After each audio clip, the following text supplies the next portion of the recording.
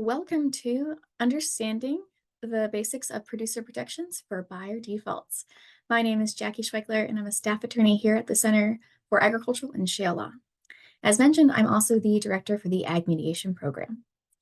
The Understanding Agricultural Law educational series is a course designed to provide subject matter literacy and competence on fundamental issues of agricultural law to attorneys and business advisors who work with or represent agricultural or rural clients, but who may not necessarily specialize in agricultural law. This series is wholly sponsored by the Pennsylvania Department of Agriculture's Ag Business Development Center, established through the 2019 Pennsylvania Farm Bill. The Ag Business Development Center aims to enhance the long-term viability of Pennsylvania farms by supporting farm transition, both from generation to generation and from conventional to organic farming, supporting beginning farmers, providing risk management education, and providing financial assistance through low-interest loans and grants. As you can see, we've covered numerous topics so far, including ag labor and the Fair Labor Standards Act, ag cooperatives, finance and the farm credit system, crop insurance, conservation programs, and Pennsylvania's Clean and Green program, and many, many more. You can find materials and recordings from all of these webinars on our Understanding Agricultural Law landing page on our website at aglaw.psu.edu. Upcoming topics in our Understanding the Basics of Ag Law series include Pennsylvania's Agricultural Area Security Law, Clean Water Act and Agriculture, Agritourism, and the H-2A program. Those are all on Fridays. They're all at noon Eastern Time, and registration is up and available for all of them on the events page on our website. And I'll also mention some other programming that we have coming up. The quarterly dairy legal webinar in July will be the U.S. State Milk Pricing and Supports Part 2. And we are partnering again with the PA Agricultural Ombudsman Program to offer another acre presentation. And lastly, stay tuned for more details on our Ag Law Symposium, which will be in person in September. All right, now I will turn this webinar over to Audry Thompson. Audry is a staff attorney with the Penn State Center for Agricultural and Shale Law and serves as the program director of the Understanding Agricultural Law Education series. She's the primary author of the Ag Law Weekly Review and has most recently presented research on challenges to California's Proposition 12 under the Commerce Clause and agricultural labor issues under the Fair Labor Standards Act. Audry, the screen is yours. Thank you so much, Jackie. I just want to make sure, is my video and sound good? Everything's good? Everything looks good. Great, awesome. All right, so let's talk about producer protections for buyer default. So absent some kind of specific statutory protections, the ones I'm going to talk about today, if you're selling something and the buyer does not pay you, your default remedy is to file a lawsuit alleging breach of contract or some kind of tort damages. And generally the provisions of your state's Universal Commercial Code are going to apply to this transaction, which would, in the case of produce or livestock, which is probably going to be the sale of some type of goods that for our purposes today are probably worth more than $500. So likely we hope that the buyer had a writing sufficient to indicate that a contract for sale has been made between the parties and signed by the party against whom they would seek enforcement. If you're a lawyer, this is a callback to a UCC bar exam. So what's the issue? Why can't producers just file suit if they don't get paid like everyone else? Well, the issue is that the buyer, usually some kind of dealer or broker, might be quite literally broke, which is why they're not paying. And you cannot get blood from a stone. So even if the producer successfully sues for breach of contract and obtains a favorable judgment after going through the trouble of and cost of litigation, they are probably never going to see a dime, because not only is that buyer dealer insolvent, they themselves are probably filing for bankruptcy. And in that case, the producer is probably not the only person that the buyer owes money to. So the producer has to get in line behind all of that buyer's other creditors. And here's where the issue of secured transactions come in. Because if that buyer's other creditors have perfected secured loans with that buyer based on perhaps that buyer's land or equipment, or maybe even the commodity that the buyer bought from the producer that the buyer has not paid the producer for, the buyer's creditors under normal laws would take priority over the producer in the lineup of bankruptcies. So here, the producer would be in this general unsecured unpaid bill level here. And if producers don't get paid, they can't produce. And if they can't produce, we can't eat. So What kinds of remedies exist to make sure that producers get paid?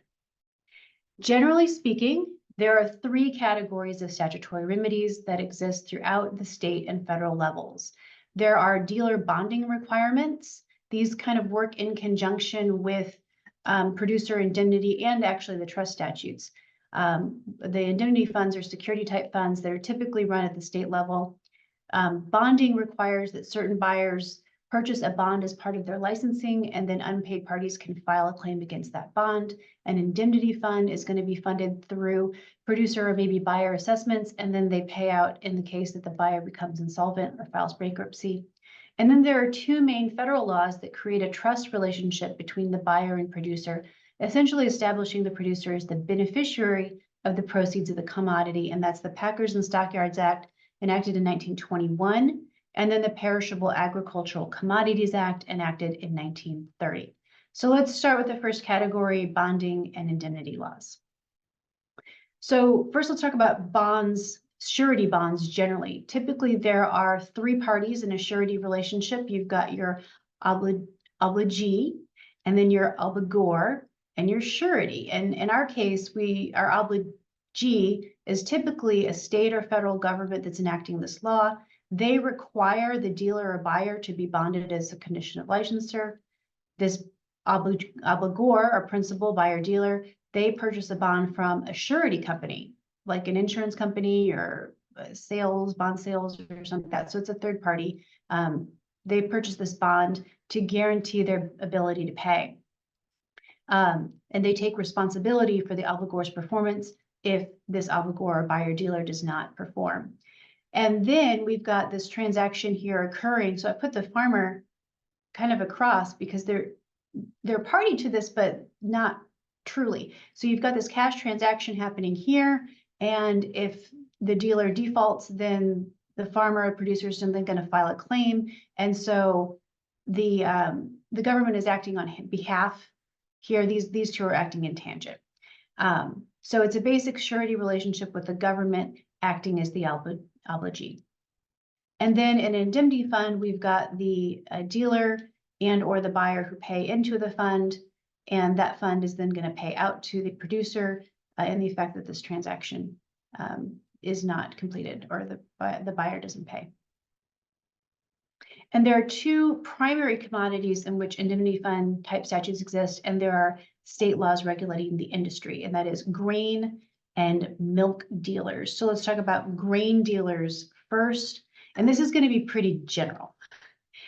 You'll see why. So there are 30 states that have grain dealer bonding requirements. You can see those here. And there's 14 states that have grain indemnity fund statutes. 4 of those, Texas, Oklahoma, Illinois, and Ohio, you can see in the kind of brown here, they do not have bonding requirements, but they do have indemnity funds. 10 of those states, the yellow states here, they do have indemnity funds and bonding requirements. And then our orange states, they just have bonding requirements. And you can see Pennsylvania is not one of those states. And the amount of the requirement for the bonds really vary throughout the states. The minimum amounts range from $5,000 to $25,000. Maximums can go all the way up to $1 million. There's quite a lot of leeway there.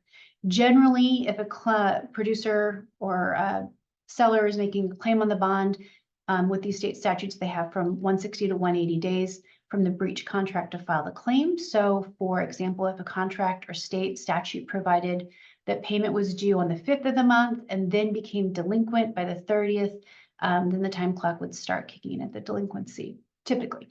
And one of the most important things to remember about bonds is that they are typically including at the federal level, they're distributed on what's called a pro rata basis, which means that if there are multiple bond claims against a bond and those claims exceed the amount of the bond, each claimant only gets a percentage. They don't get their full amount.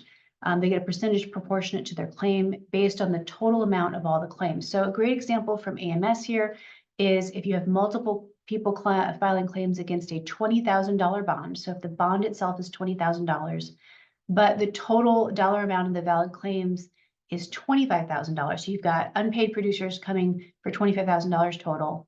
And we have a producer who filed a $5,000 bond claim. that $5,000 is 20% of the total $25,000 claim amount. So then that producer would get 20% of the total amount, or $20, so they would get $4,000 in that scenario. In an article on their website, the Livestock Marketing Association discussed the need for dealer statutory trust, the dealer statutory trust in the Packers and Stockyards Act. Talk about that in a second. And they said, according to USA data between 2009 and 2016, there was $39 million in valid bond claims against 40 registered dealers. Recovery from those dealers' bonds was $279,832 out of the 39 million, or just 6.5% of the total valid claims. So bonds can provide some protection, but they can also be inadequate. So that is why we see them paired frequently with an indemnity fund. And we've got 14 states that have the grain indemnity funds, because I'm talking about grain producers here, sorry, yellow and orange. And those statutes vary as well, with funds ranging from $250,000 in Idaho to $25 million in Illinois. And the assessment that the payment or assessment or payment that buyers and producers pay into the fund is usually based for the grain producers on either the grain value sold or the amount of the grain sold. So you can see here 1 cents to 2 cents per bushel, or 0.0025 cents of total value of all grain sold. And in grain indemnity funds, sellers and producers usually have 30 to 90 days to file a claim, and those funds generally pay out from 80 to 100% of the producer's claim. So if you're unfamiliar with these types of laws and funds, you might be thinking, well, why don't the buyers just default, let the state take care of their sales? Well, aside from the bad faith suggested in that course of action, which presents its own set of legal problems, there are typically consequences for dealers if they default and the state does have to dip into its indemnity fund to pay out or file a claim against the bond. And those can include criminal action against the dealer with fines ranging from $250 to $10,000 or up to 1 year in jail. The dealer is still typically obligated to pay the state, so they still have this bill in front of them. The state can sue for recovery of its funds or to obtain an injunction. And the dealer may also have their license suspended or revoked by the state. So if they intend to keep doing business, defaulting to trigger indemnity payments is not an advisable voluntary course of action. Now, you may have been looking at this map and noticing the absence of a particularly important state, at least for us here in Pennsylvania. And that is correct. Pennsylvania does not have any grain dealer bonding statutes or maintain an indemnity fund for grain producers. However, there has been some legislation introduced to implement a grain dealer licensing program and producer indemnity fund here. In 21-22, there were parallel pieces of legislation introduced in both the House and the Senate. And SB 1032, that was sponsored by 17 senators. It was fairly bipartisan. It had 7 Democrats and 10 Republicans as sponsors on the bill, and it was sponsored by 17 senators, so that's out of 50. So I would say that's a fairly, a lot of sponsorship there. But its House companion was a little more partisan and relatively less supported. It only had 12 representatives out of, our House representatives, 10 Democrats, 2 Republicans. And then this most recent iteration in the House, HB 862, only has 5 sponsors. They're all Democrats. But the text is nearly identical for all 3. They define commodity as corn, soybean, wheat, barley, oat, milo, or any other agricultural crop that the Secretary designates by regulation. It does not include crops purchased as seed. The bills provide for a system of licensing and regulation for agricultural commodity handlers. They create an agricultural commodity indemnity fund, and they provide for enforcement. And I've got a memorandum here, some language from a memorandum that was from Senator Judith Schwenk and Senator Elder Vogel. And what they wrote, why they were sponsoring this bill, they said this legislation stems from 2 Berks County farmers who lost thousands of dollars when the dealer that they enlisted to sell their grain went out of business and declared bankruptcy. Under this bill, a special fund known as the Agricultural Commodity Indemnity Fund will be created to reimburse farmers if a grain handler fails or becomes insolvent. The fund will be funded by a 1/2 cent per bushel fee paid by farmers selling or storing grain with licensed grain handlers, and annual grain handler license fees. The per bushel assessment will be discontinued once the fund reaches $10 million, and the assessment will not be reinstated unless the fund drops to $8 million. Pennsylvania Department of Agriculture will administer the law, which will include establishing and issuing handler licenses and fees, enforcing liens against failed handlers, reviewing handler financial statements to ensure solvency, and adjudicating claims seeking indemnification. So no grain dealer regulations or laws in Pennsylvania, but Pennsylvania does have very robust laws regulating the sale and purchase of milk. Many of you may be familiar with this. We have two main statutes, the Milk Marketing Law of 1937 and the Milk Producers Security Act of 2004, that are going to set up the structure for our bonding and indemnity fund. And then our regulations are found in Title VII, Part 6, Chapters 141 through 151 for these laws. So what did they do? They established the Pennsylvania Milk Board, previously Pennsylvania Milk Marketing Board. They established the pricing system. If you're interested in that, check out the quarterly dairy legal webinar series. Got a lot of videos on that. And they set bonding requirements for dealers, and they established the security fund or indemnification fund. But first, who is a milk dealer? A milk dealer under our law is any person who purchases or receives or handles on consignment or otherwise milk within the Commonwealth for sale, shipment, storage, processing, or manufacture within or without the Commonwealth, whether on behalf of the person or others or both. Does not include cooperatives, and it does include a vested milk dealer, which is a milk dealer who is paying into the indemnity fund. So what are the bonding requirements for milk dealers? Milk dealers in Pennsylvania are required to post a bond as part of obtaining their license in an amount equal to either 75% of their highest aggregate amount owed to all producers for a 40-day period in the last 12 months, or 30% of that month if they are a vested dealer, meaning participating in the security fund. They must post those bonds annually, and if they are participating in the security fund, they must pay the assessment. So the current dealer assessment is 2 cents per hundredweight, and Milk Marketing Board says currently there is more than $3 million in the security fund and more than $100 million in collateral or corporate surety bonds. The law also provides a payment provides for payment timelines. So we need some prompt. How do we know if we've been paid on time? The statute provides that all milk dealers shall pay for milk purchased or received from producers with final payments to be made no later than the 50th day from which the milk was received or purchased. The board may, however, shorten that time period in which final payments are made. And the board has done that. We do have some regulations here. And so we have this outline: producers shall be paid no later than the 26th day of the month and on the 17th day. And what that regulation does, it sets up kind of two purchasing timelines, one running from the 1st to the 15th and the other running from basically the rest of the month, 16th at the end of the month. And the 1st to the 15th, if you purchase milk there, that is due on the 26th. And then in the second time period, that would be due on the 17th of the next month. The law also states that it does not prohibit a dealer from paying its producers on a weekly basis, but when a dealer pays on this basis, it shall also provide a monthly statement. Payments must be made by cash, check, wire transfer, money order, or some other board-approved device. The regulations and laws specify that the giving of a promissory note shall not constitute payment within the meaning of this section. So just promising to pay is not good enough. So under this framework, we've got dealer licensure, which includes filing a bond and or paying into the security fund, and specified time frames for payment so we can effectively determine if payment is delinquent. So how do the claims work? Under the statute, the board will give written notice by first-class mail to producers believed to be effective within 5 days after discovery that a licensed milk dealer has defaulted in making payment for milk received from the producer.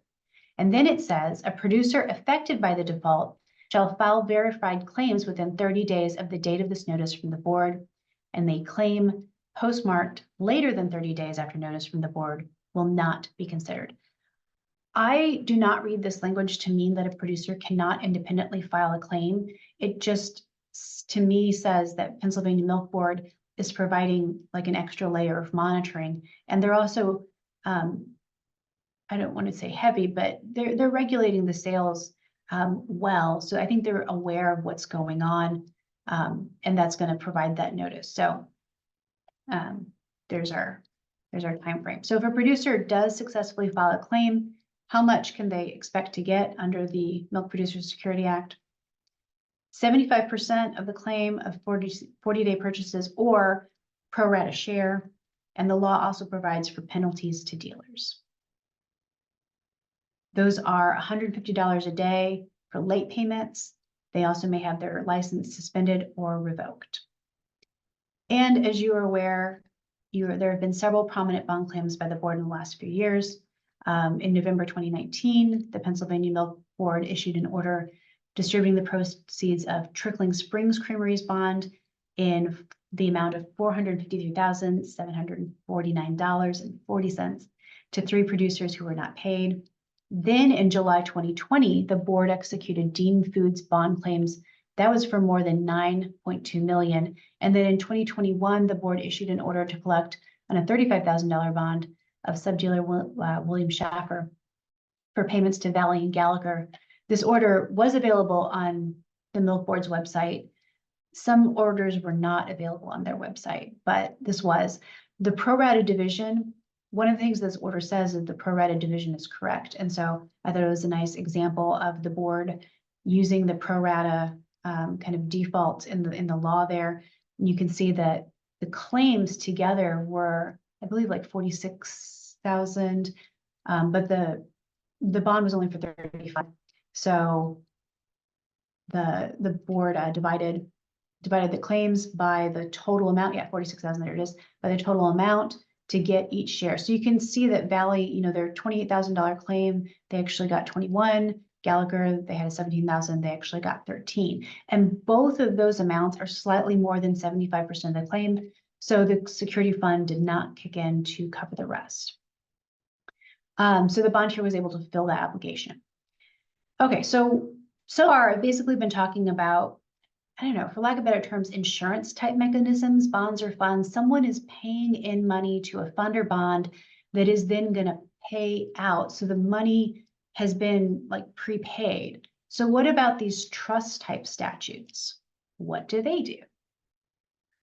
Well, the trust statutes create a fiduciary relationship and they establish superior creditor rights over other creditors. So remember, one of the problems with a common law contract suit is that the producer would normally go to the end of the line back down here for payouts if a buyer files for bankruptcy. But with a trust, they go to the top. So by establishing a trust relationship between the buyer and assets, the seller or producer goes to the head of the line. And there's 2 primary federal laws that utilize this mechanism. There is the Packers and Stockyards Act and the Perishable Agricultural Commodities Act. So let's start with PSA.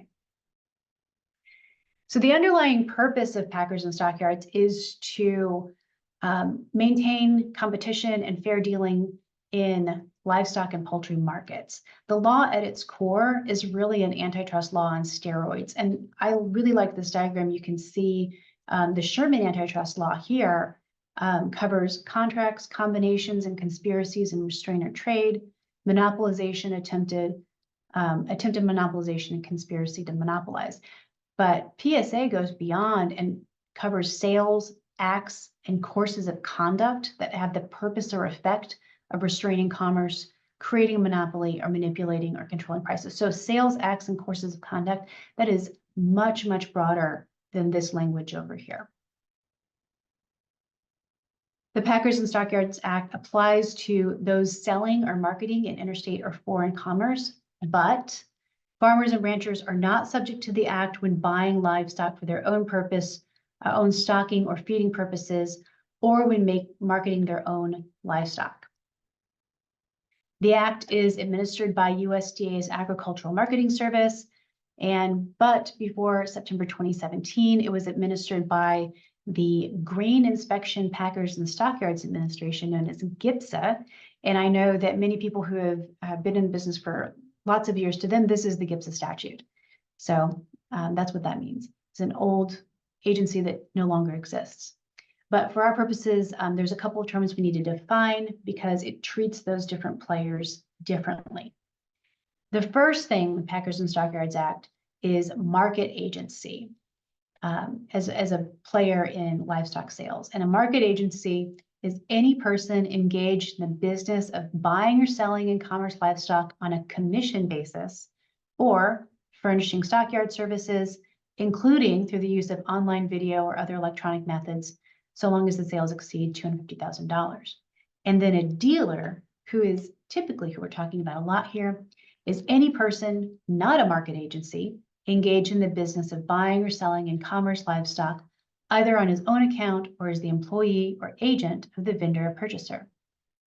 And then we've got Packer and Stockyards. We need the Packer. A packer is any person engaged in the business of buying livestock in commerce for the purpose of slaughter or manufacturing or preparing meats or meat food products for sale or shipment in commerce, or marketing meats, meat food products, or livestock products in an unmanufactured form, acting as a wholesale broker, dealer, or distributor. So the primary buyers under Packers and Stockyards are your market agencies, dealers, and packers. And this law also requires those entities obtain a bond in certain circumstances. Under the Act, marketing agencies and dealers must maintain bond coverage, and slaughtering packers with more than $500,000 in average annual purchases must also maintain a bond. And the minimum amount varies. It is actually based on, I think, kind of a complex formula, generally based on the average value of the livestock purchased during 2 business days. But AMS says, this is from AMS website, special circumstances where we may calculate your bond differently include, but are not limited to, new registrants and successors of previously registered entities.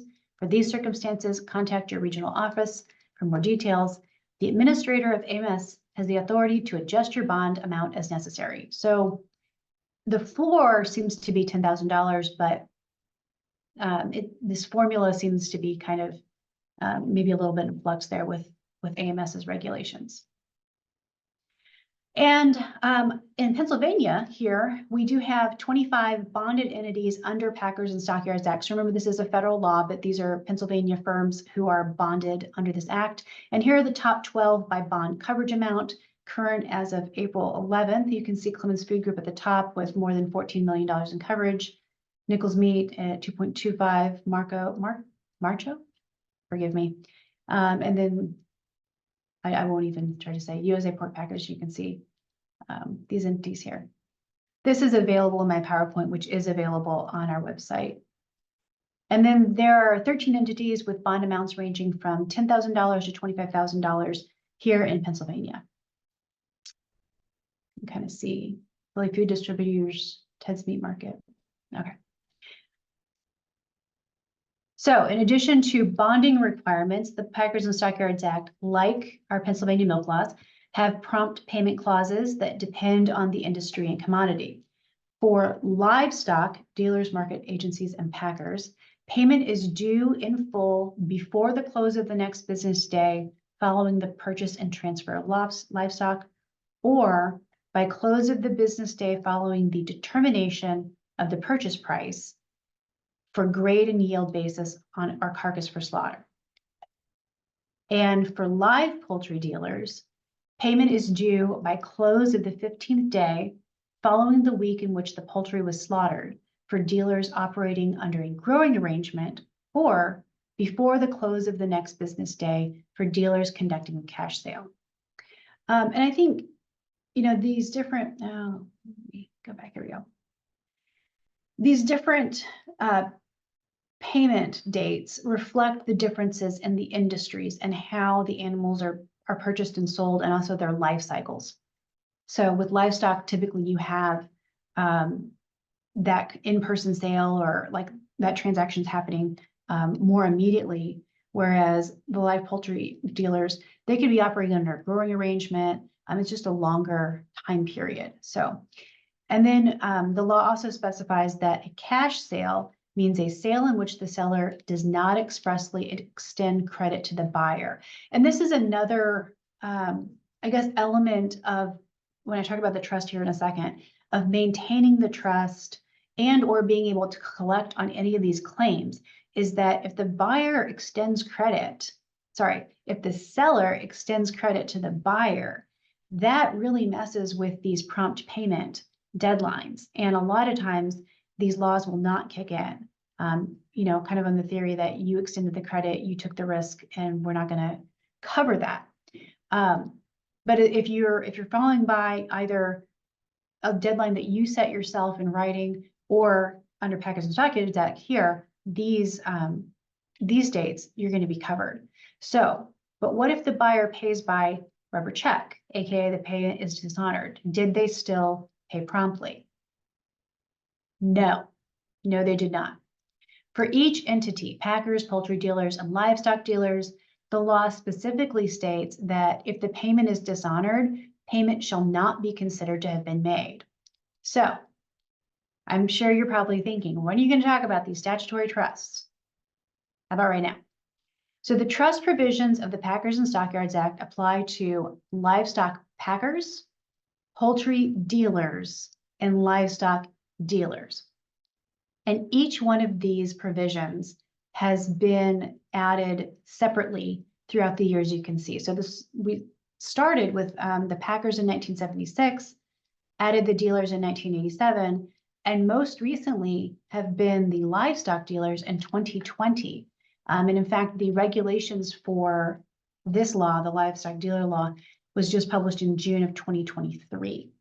And there is one case that is pending under the law, and it'll be the first case, I believe, under this law, and we'll see how this law executes with this actual set of facts in front of us. I'll talk about that at the end. So, all right, let's talk about the livestock packers. So the trust provision applies if the packer's average annual purchases exceed $500,000. And here is the trust language. I'll read it for this first one. All livestock purchased by a packer in cash sales and all inventories of or receivables or proceeds from meat, food products, or livestock products derived therefrom shall be held by such packer in trust for the benefit of all unpaid cash sellers of such livestock until payment has been received by such unpaid sellers. That language is standard. We're going to see it again here.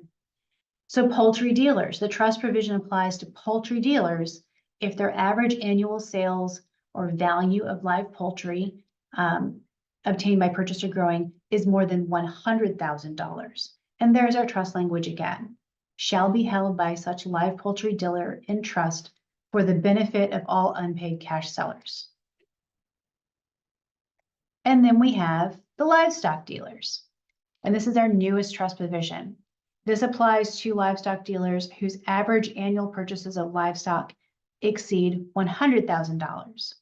And there's our trust language again. Shall be held by such dealer in trust for the benefit of all unpaid cash sellers. Okay, so now that we've been looking at this language, let's break it down just a little bit.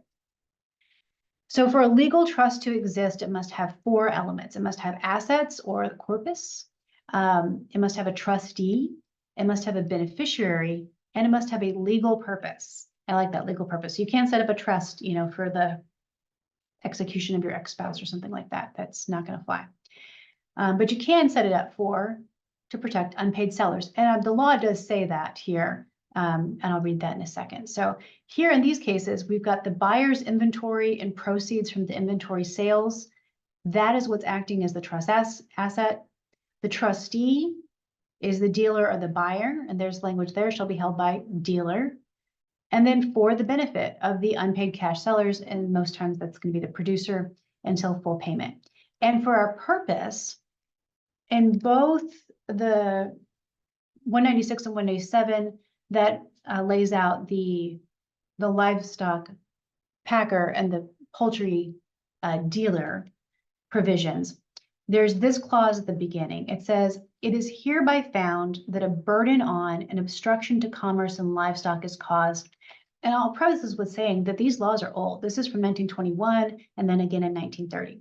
So there's an obstruction to commerce in livestock caused by financing arrangements under which packers encumber, give lenders security interest in, or place liens on livestock purchased by packers or dealers in cash sales, or on inventories of or receivables or proceeds from meat food products, or livestock products therefrom, when payment is not made for the livestock, and that such arrangements are contrary to the public interest.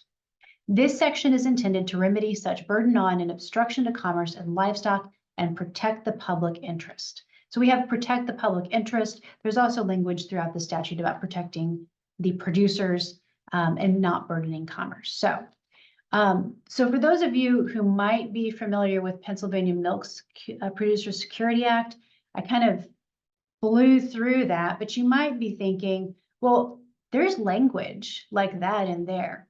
Yeah, I know, but I want to talk about the trust thing first. So there's some trust language in the Pennsylvania Milk Producer Security Act, and I would imagine that it's in those grain dealer statutes as well. I haven't looked through those as intricately as I have these others.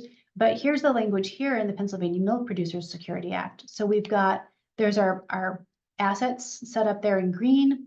I included this, it's implied, but it's also elsewhere in the statute that is by the board.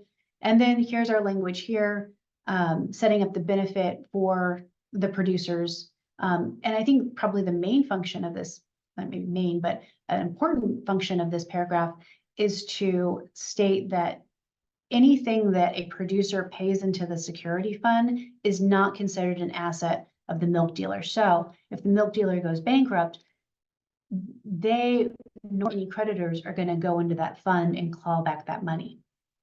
It is completely separate from their other assets. Okay, so the statutory trust language. How do you preserve a trust? Right. Okay, so we've got our language and we've got all the parties set up. So how do you preserve this?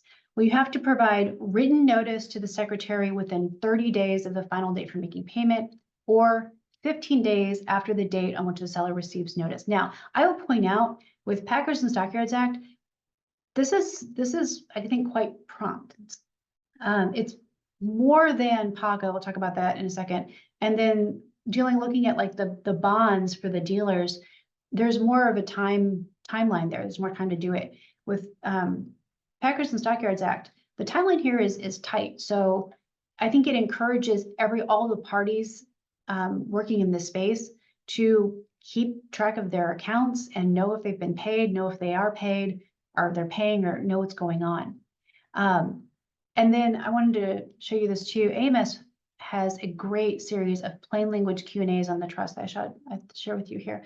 So this first one is, do I have a potential claim under the statutory trust? And they ask, did a live poultry dealer or packer fail to pay you? Does a live poultry dealer or packer owe you for that poultry or livestock, or owe you for poultry or livestock? So they can't owe you for something else. They have to owe you for poultry or livestock. Was your transaction a cash sale or a poultry growing arrangement? If you answered no, then you don't have a potential claim. If producers do have a claim, they can file it by submitting their name and contact information and information about the transaction to their regional USDA AMS office. And then AMS will largely pursue these. So it's really a great benefit to this industry here. A couple more Q&As from AMS. These are great plain language questions. What must a subject live poultry dealer do if I timely file a valid trust claim? So if I file my trust, what do they have to do? What does the dealer have to do? And AMS says it fully pays you and all others who timely filed valid trust claims, or it fully distributes proceeds from the affected assets among claimants with valid trust claims if timely filed trust claims exceed the value of the affected assets. AMS also has, which of the subject packers' assets does this statutory trust affect? All livestock purchased by the packer in cash sales, and all inventories, receivables, and proceeds of meat food products, livestock products derived from livestock purchased with hatchery. So if that dealer or packer, if they sell that, if they slaughter that animal and then sell it, everything that comes from that sale is part of that trust, and the seller, producer, is entitled to the proceeds of that sale.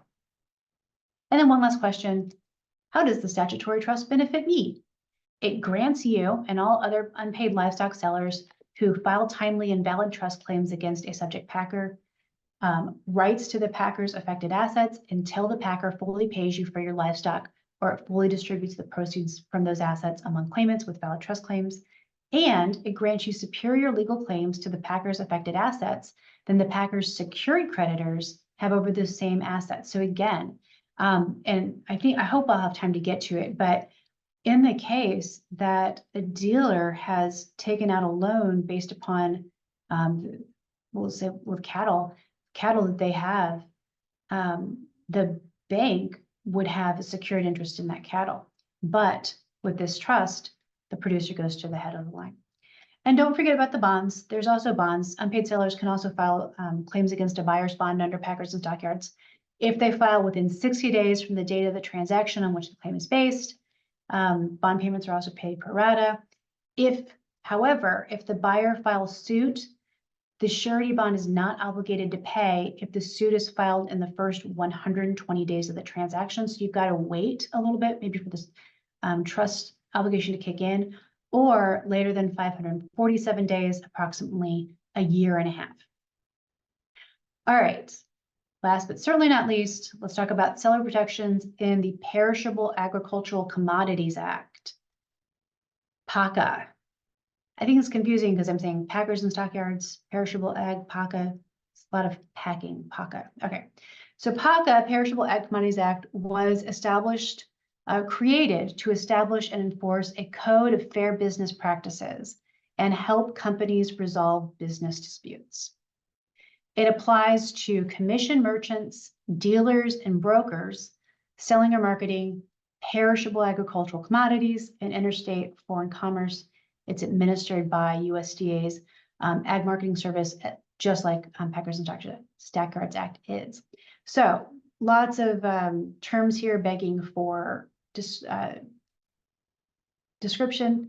So we'll go to perishable agricultural commodity is every kind and character, whether or not frozen or packed in ice, also includes cherries and brine as defined by the Secretary.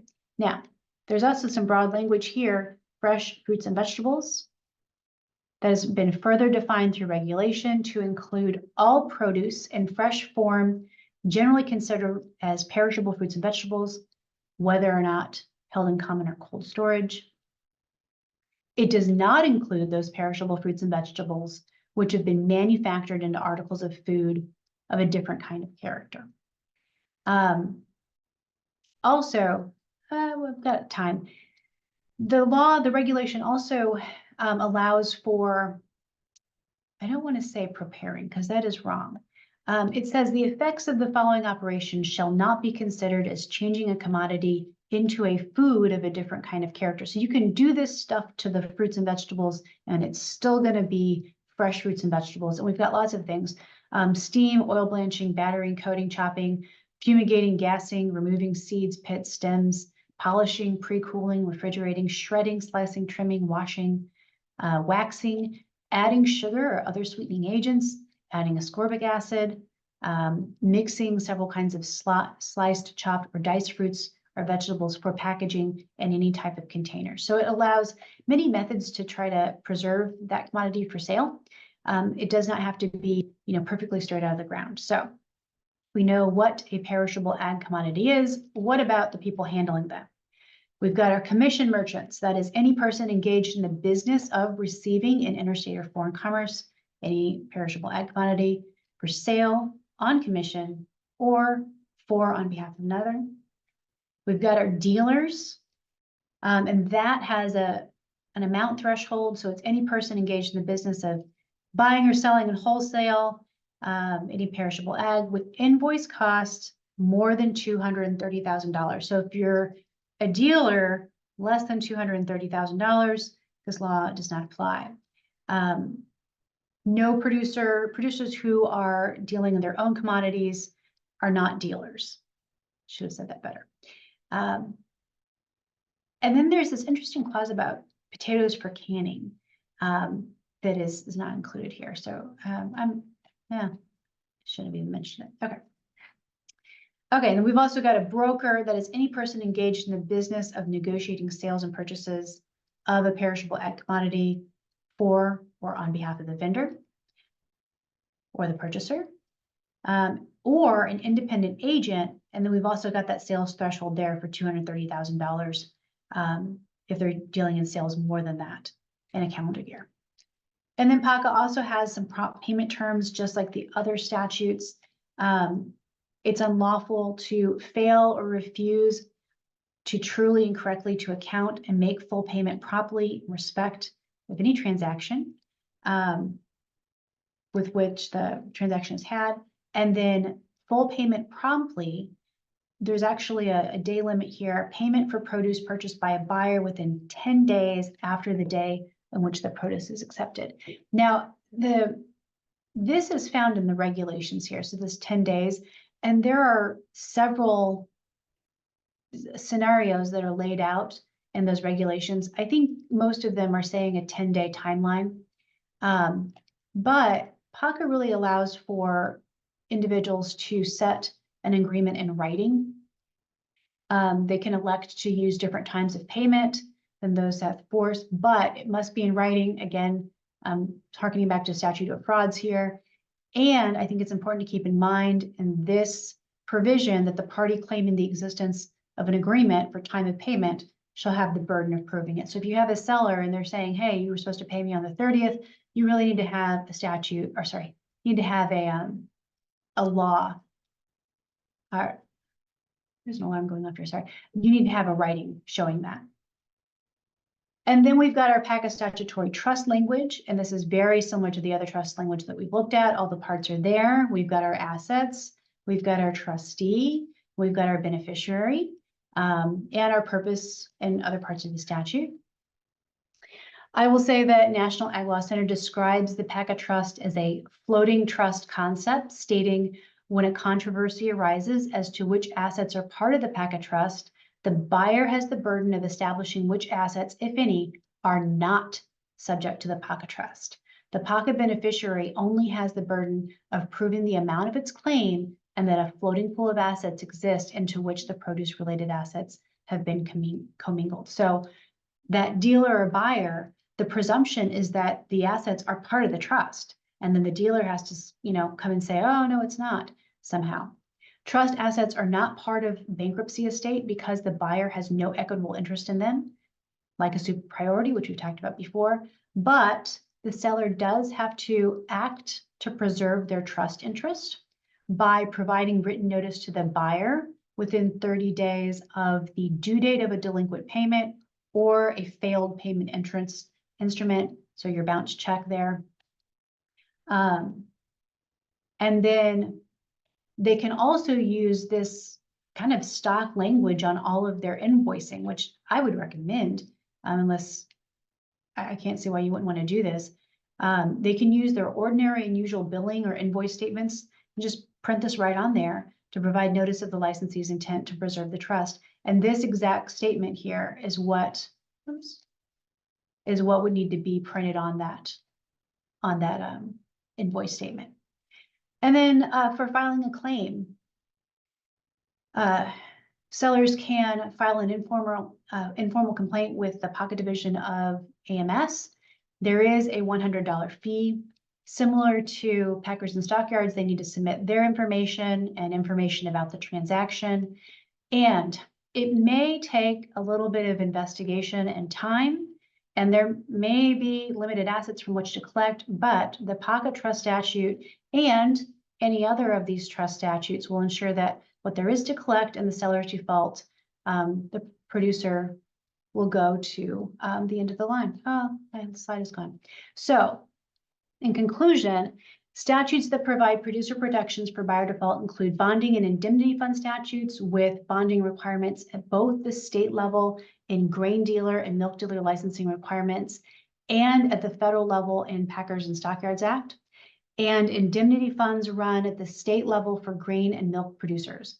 Then we've got statutory trust protections found in the state grain and milk indemnity fund laws, and most notably at the federal level in the Packers and Stockyards Act of 1921 and in the Perishable Ag Commodities Act. As I mentioned before, the new Livestock Dealer Trust is actually enacted in December December of 2020. So it basically became effective in like 2021. And then we've got some regulations that were published in 2023. So there has not been really any case law under it. Saying that, I will say with Perishable Ag Commodities and with Packers and Stockyards, there is a plethora of case law available. And I will have a resource sheet that I'll send out after this. And in that, I'm going to include the National Agricultural Law centers. I said association centers. They have a PACA and a Packers and Stockyards Act resource room, and both of those are really, really great. Lots and lots of resources there, but also a very extensive case law library on both of those statutes. So with that being said, so we've got this new law, and this is a really unfortunate scenario. This McLean feed yard ran out of Texas and Kentucky, I believe. The livestock dealer was likely running a fraudulent operation akin to, I don't know if you've heard about like the ghost cattle operations. He had cattle, but he was inflating the amount that he had, I think, significantly. And it's unclear as to how long he was doing this, because I was looking at some secondary reporting, but also digging into all of the different dockets to look everything up here. So basically, Rabo AgriFinance called in several millions of dollars in loans after they became suspicious. I think it was in December of 22 or 21 that he had reported he had close to 90,000 cattle. And then in February, that dropped to 30,000-ish. And so Rabo is kind of saying, well, hey, what happened to these 60,000 cattle? And where's our payment for our loan? Because if you sold them, you should be paying us. So Rabo goes out and investigates. They send out their own inspectors, and they only counted, I believe the number was like 10,555 cattle, instead of the approximately 30,000 that he had claimed, down from the 90,000 from the previous month. So Rabo goes in, they find less cattle than was thought to be there, and they call in all their loans immediately, saying everything is immediately due, and filing suit against him. That happened on April 6th. Yeah, April 6th of 2023. This dealer then committed suicide on April 18th of 2023.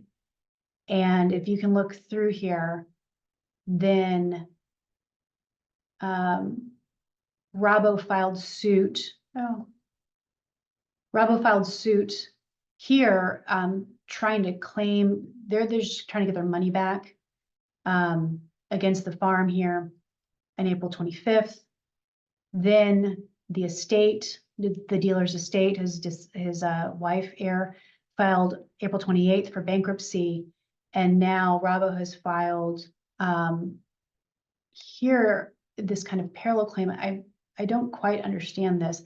But there are producers who are unpaid in this instance. And in fact, USDA issued a notice encouraging the sellers to file claims on May 3rd. You can look that up there.